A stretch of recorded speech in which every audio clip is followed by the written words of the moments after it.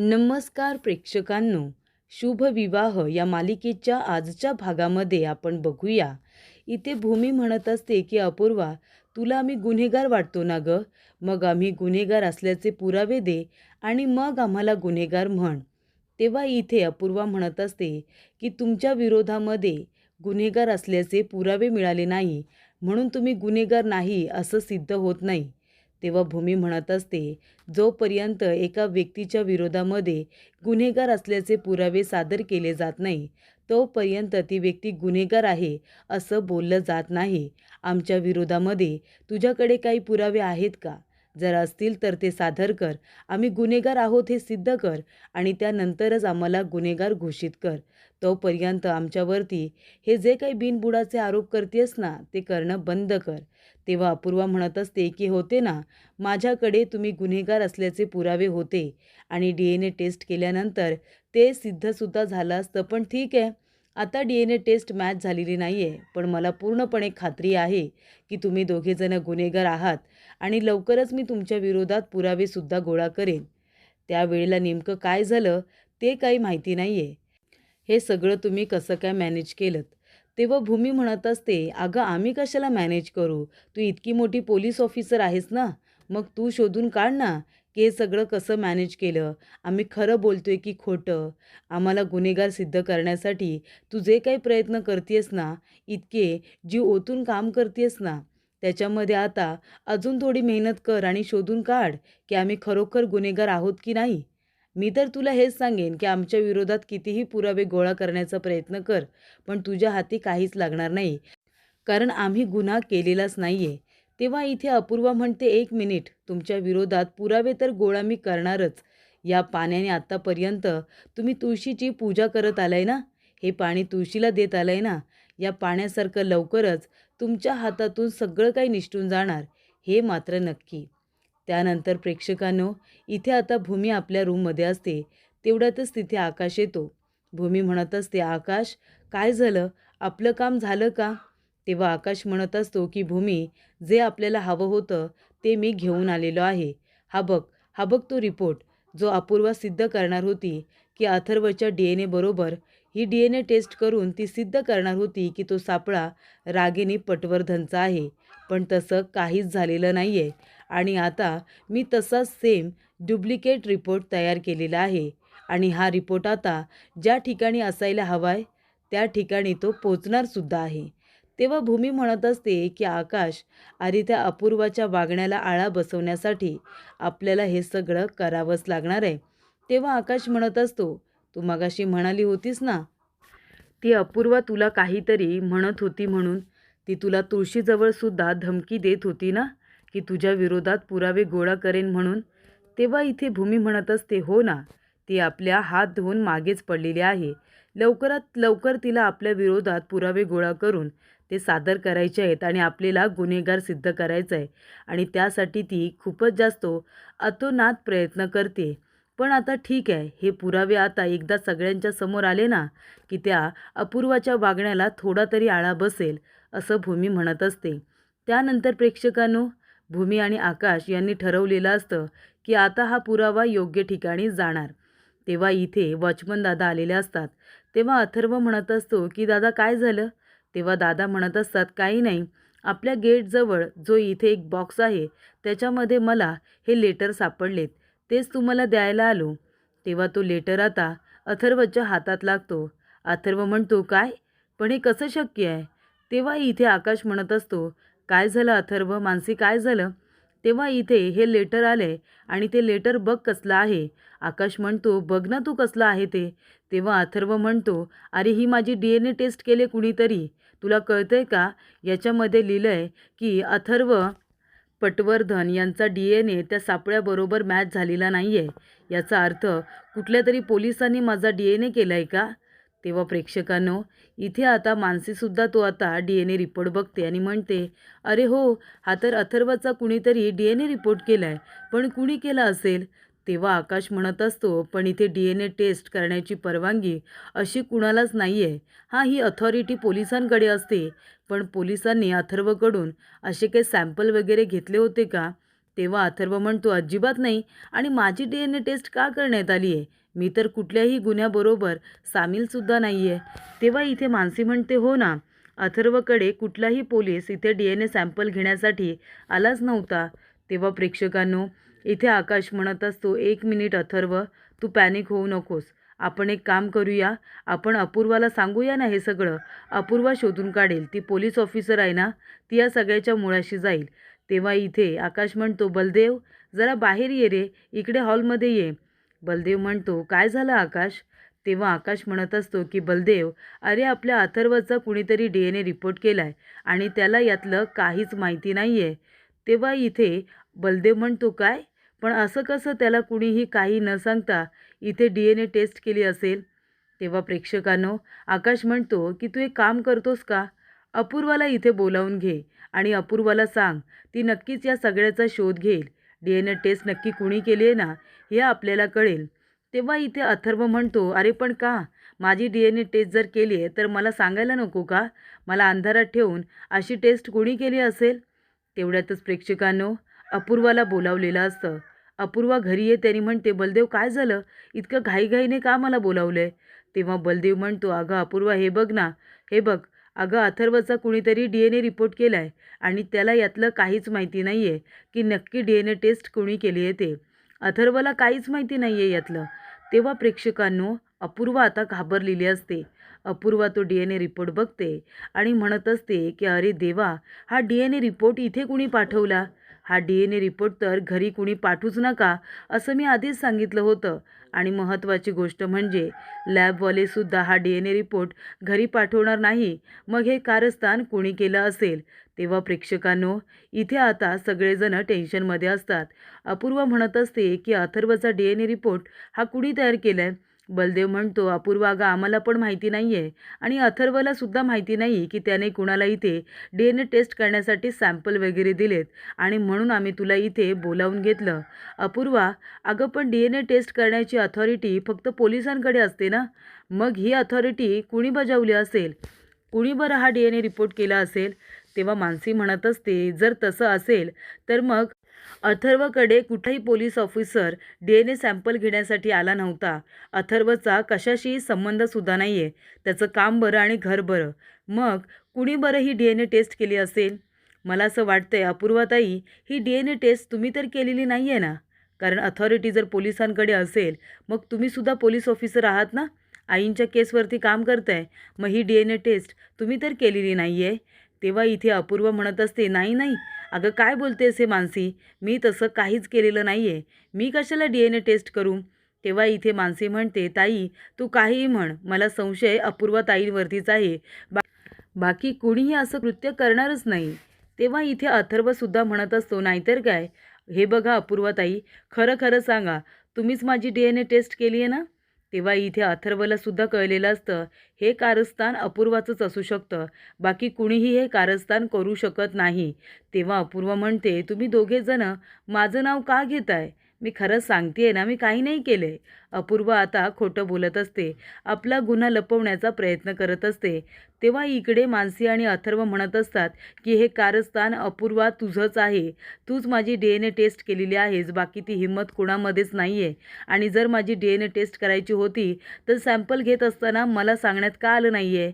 मला का विचारात घेता आलं नाही? आणि तू म्हणतेस की तू काही नाही केलेस म्हणून. मग कुणी केलंय ते सांग. आत्ताच्या आत्ता मला कळलं पाहिजे की मला काही न सांगता माझे DNA सॅम्पल कुणी घेतले असतील. मला आत्ताच्या आत्ता त्या व्यक्तीचं नाव कळलं पाहिजे आणि माझा DNA मॅच करायची गरज तरी काय होती? मी तर काहीच केलेलं नाही आहे. आणि जर माझ्यावरती कुणाला संशय होता तर मला विचारायचं तरी ना? मग कुणी माझे DNA सॅम्पल घेतलेत ते का मला कळत नाही आहे? अपूर्वा, तू कितीही नाही म्हण, पण मला माहिती आहे हे कारस्थान तुझंच आहे. तूच माझी DNA टेस्ट केलेली आहेस. तेव्हा इकडे आकाश म्हणत असतो, मी काय म्हणतो, तुम्ही सगळेजण जरा शांत बसता का? प्लीज तुम्ही सगळेजण शांत बसा.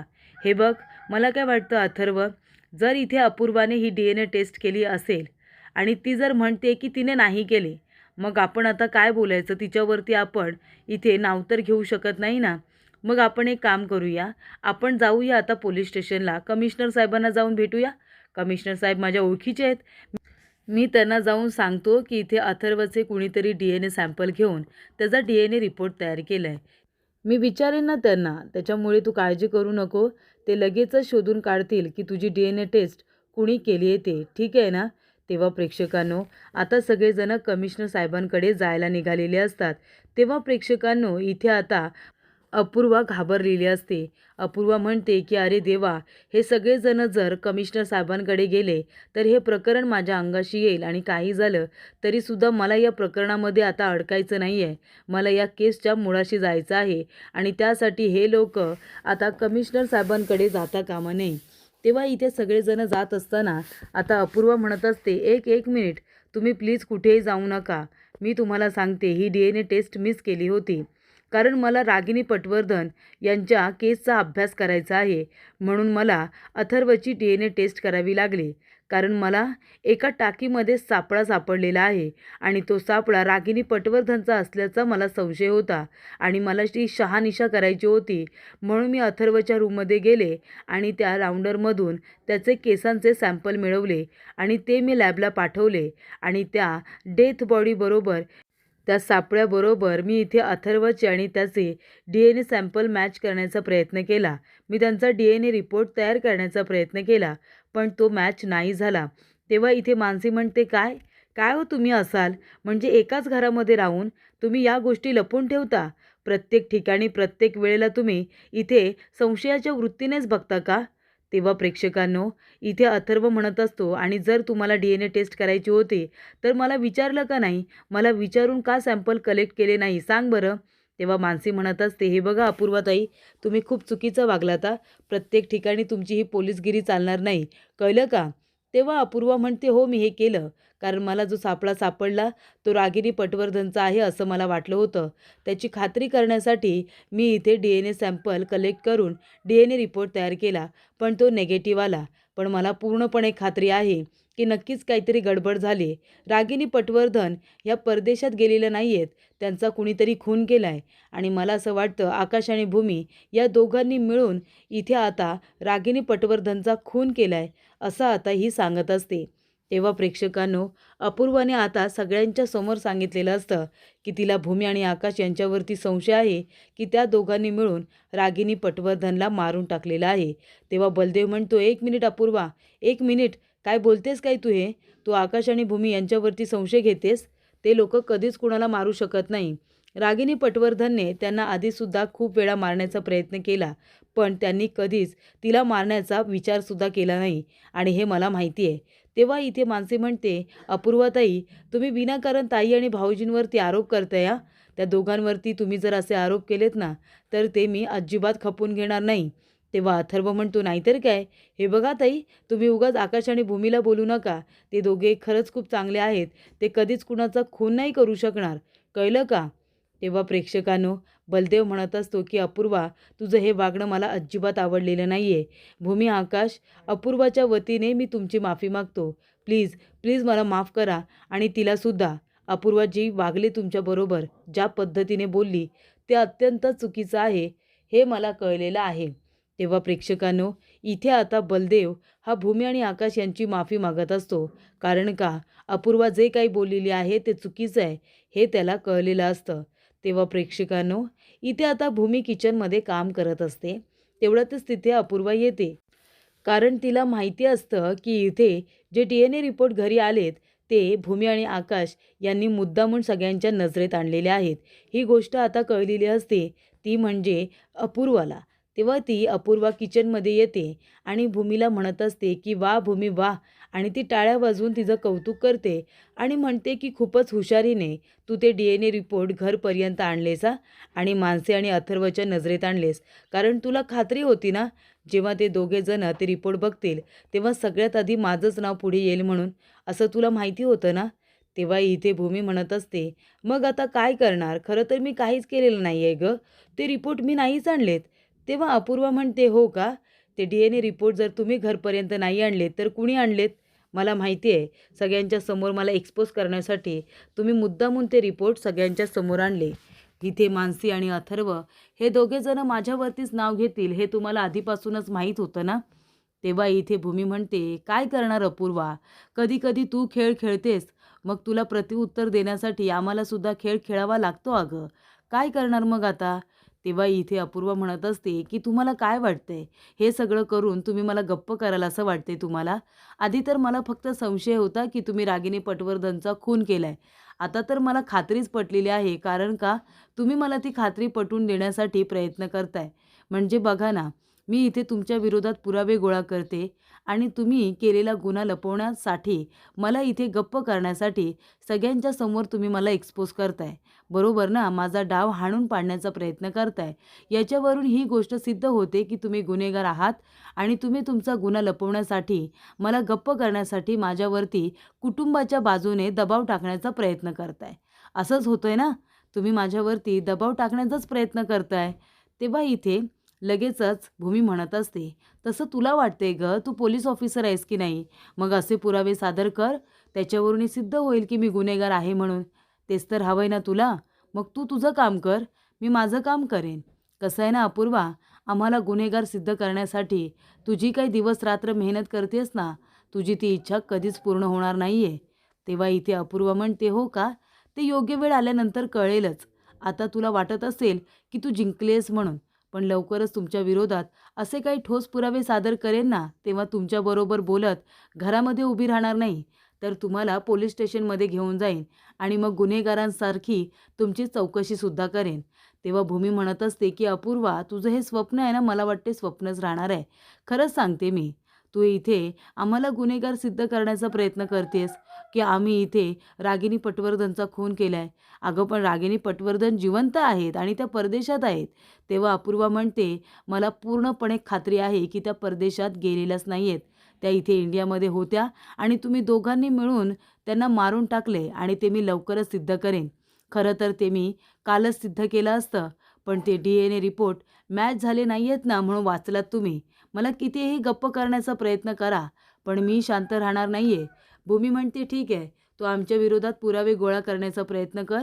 तू पोलीस ऑफिसर आहेस ना, ते तुझं कामच आहे आणि आम्ही कसे निर्दोष आहोत हे सिद्ध करण्याचा प्रयत्न करेन.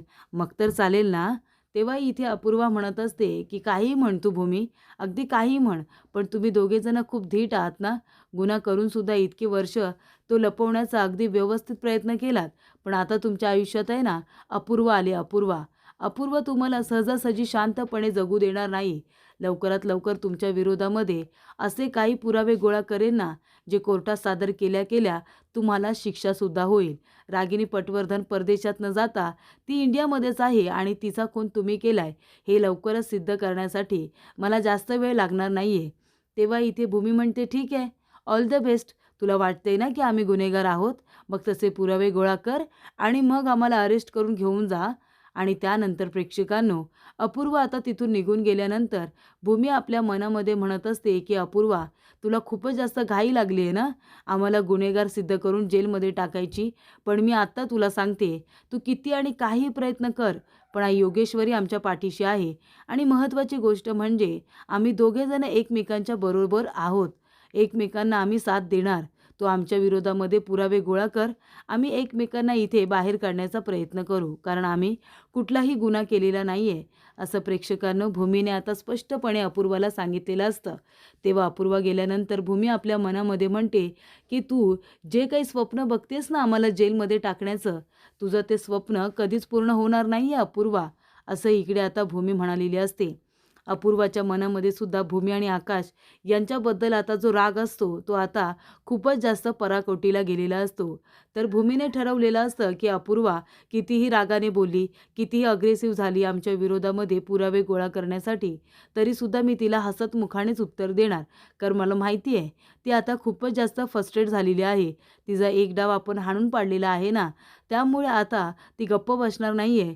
जखमी वाघिणीसाठी ती आपल्यावरती पुन्हा खूपच जोराने अटॅक करण्याचा प्रयत्न करेलच. पण आपण तिला सहजासहजी तिच्या या प्रयत्नांमध्ये यशस्वी होऊ द्यायचं नाही. त्यानंतर प्रेक्षकांनो पुढील भागामध्ये इथे भूमी म्हणत असते, "आकाश, अरे तो सापळा जो आपण लपवून ठेवणार होता, तो योग्य ठिकाणी आपण ठेवलाय ना?" तेव्हा इथे आकाश आता म्हणत असतो, की "भूमी, तू नको काळजी करू. त्याला योग्य ठिकाणी ठेवलेलं आहे." तेव्हा इथे आकाश आता आजूबाजूला बघतो, तर एक माणूस त्याचा पाठलाग करतोय हे आता आकाशला दिसलेलं असतं. त्यानंतर प्रेक्षकांनो रागेने म्हणत असते, आकाश आणि भूमी दोघेजण खूपच हुशारीने तो सापळा लपवण्याचा प्रयत्न करतायत ना, पण काहीही झालं तरीसुद्धा त्यांच्या या प्लॅनमध्ये मी त्यांनाच अडकवणार. 7 वर्षांपूर्वी त्यांनीच माझा खून केलाय, हे मी सगळ्यांच्या समोर आणणार, असं रागेने आता पौर्णिमाला म्हणत असते.